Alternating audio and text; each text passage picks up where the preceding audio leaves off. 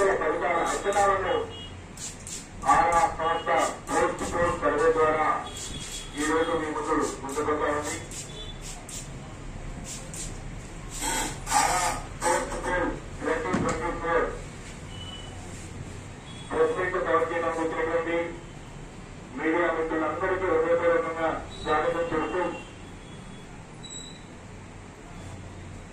నాకు స్ఫూర్తినిచ్చినటువంటి నా గ్రామంలో నేను ఆరా అనేటువంటి సంస్థను ప్రారంభించి ఈరోజు ఆరా సంస్థని స్థాయికి తీసుకురావడంలో స్ఫూర్తినిచ్చినటువంటి ఈరోజు అనేక మంది మీడియా అధికారులందరూ కూడా నన్ను ప్రోత్సహించి మీ గ్రామంలోనే పెట్టి మేము వస్తామని చెప్పి నన్ను ముందుకు నడిపినందుకు మీ అందరికీ కృతజ్ఞతగా తెలియజేస్తూ, అలాగే మీడియా మిత్రుల ద్వారా రాజకీయ పార్టీలకు రాజకీయ పార్టీ కార్యకర్తలు అభిమానులకు నేను ఒక విజ్ఞప్తి చేయదలుచుకున్నా.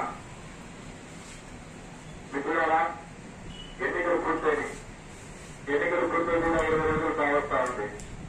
ఈనాటి పోస్ట్ పోల్ సంఖ్యను ఎన్నికలను కానీ ఓటర్లను కానీ రాజకీయ పార్టీల స్థితిగతులను కానీ ఏమాత్రం మార్చలేవు.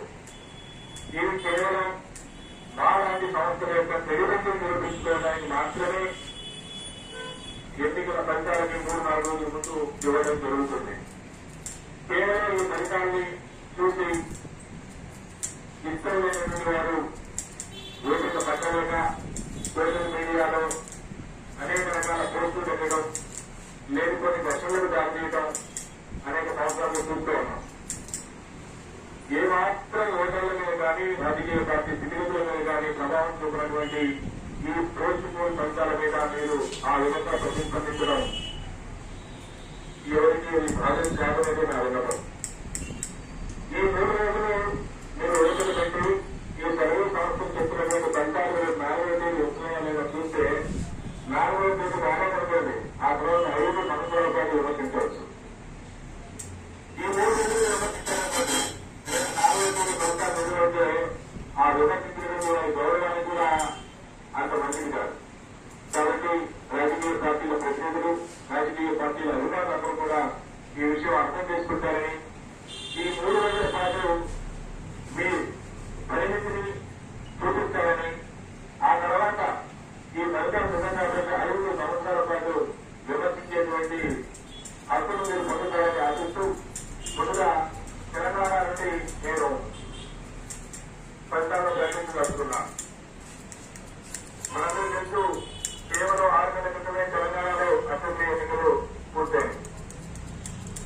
ఆనాడు అధికారంలో ఉన్నటువంటి టీఆర్ఎస్ పార్టీ అధికారంలో దిగిపోయి కాంగ్రెస్ పార్టీ అధికారంలోకి వచ్చింది.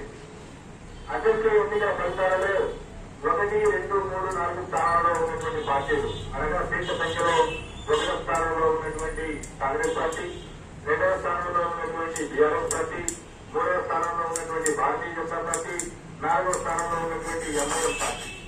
ఇంత సంఖ్యాపరంగా 65, 39, 8, 7 వచ్చి ఆనాడు అసెంబ్లీ ఎన్నికల్లో ఉండడం మనం అందరం చూశాం. 5 నెలలు తిరిగేలోపే ఆయా రాజకీయ పార్టీల యొక్క స్థితిగతులు పూర్తిగా మారిపోయాయి.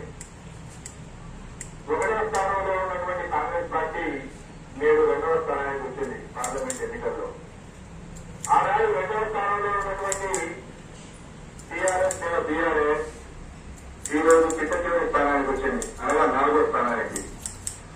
ఆనాడు 3వ స్థానంలో ఉన్నటువంటి భారతీయ జనతా పార్టీ ఇప్పుడు 1వ స్థానంలోకి వచ్చింది. ఆనాడు తొలి స్థానంలో ఉన్నటువంటి ఎంఐఎం పార్టీ వారు 3వ స్థానంలోకి వచ్చింది. 5 నెలల్లో తెలంగాణ ఓటరు ఎంతో పరిమితి చూపించి రాజకీయ పార్టీల యొక్క ఓటు బ్యాంకుని, రాజకీయ పార్టీల యొక్క సీట్లను, రాజకీయ పార్టీల యొక్క స్థానాలను పూర్తిగా మార్చేసినటువంటి ఘటన దేశంలో చాలా అరుదుగా చూస్తుంటాం. అటువంటిది మన పక్కనే ఉన్నటువంటి మన తెలంగాణ రాష్ట్రంలో చూస్తాం. 13వ తేదీన జరిగినటువంటి పార్లమెంట్ ఎన్నికల్లో 17 పార్లమెంటు స్థానాలకు ఎన్నిక జరగగా కాంగ్రెస్ పార్టీ 7 నుండి 8 స్థానాలను కైవసం చేసుకోబోతా ఉంది. కాంగ్రెస్ పార్టీ 7 నుండి 8 స్థానాలను కైవసం చేసుకోబోతా ఉంది. భారతీయ జనతా పార్టీ 8 నుండి 9 స్థానాలను కైవసం చేసుకోబోతా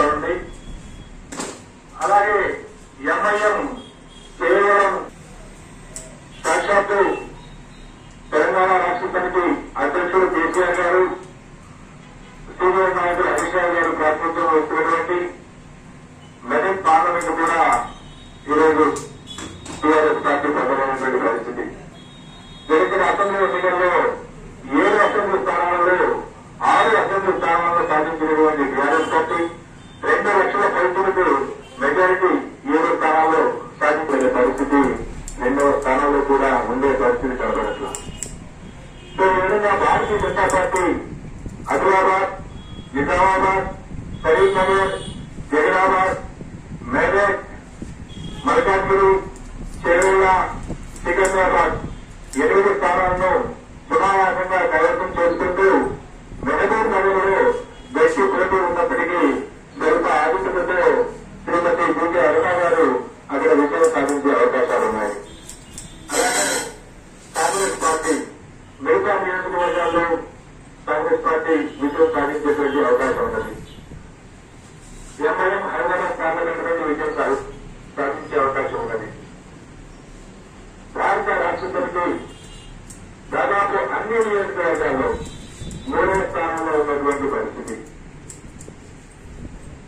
టీఆర్ఎస్ అధ్యక్షులు మాజీ ముఖ్యమంత్రి కేసీఆర్ గారు అధికారంలోకి దిగిపోయిన తర్వాత ఆయనకు మెడపుచ్చుకున్నటువంటి కాళేశ్వరం ప్రాజెక్టు మనందరం చూసాం. మేడిగడ్డ వారికి పొందినటువంటి విషయాన్ని మేడిగడ్డ వారికి పొందడం, ఫోన్ ట్యాపింగ్ ఆరోపణలతో టీఆర్ఎస్ పార్టీ యొక్క భవిష్యత్తు తలకిందులైనటువంటి విషయాన్ని నేను దృష్టికి తీసుకొస్తా ఉన్నా.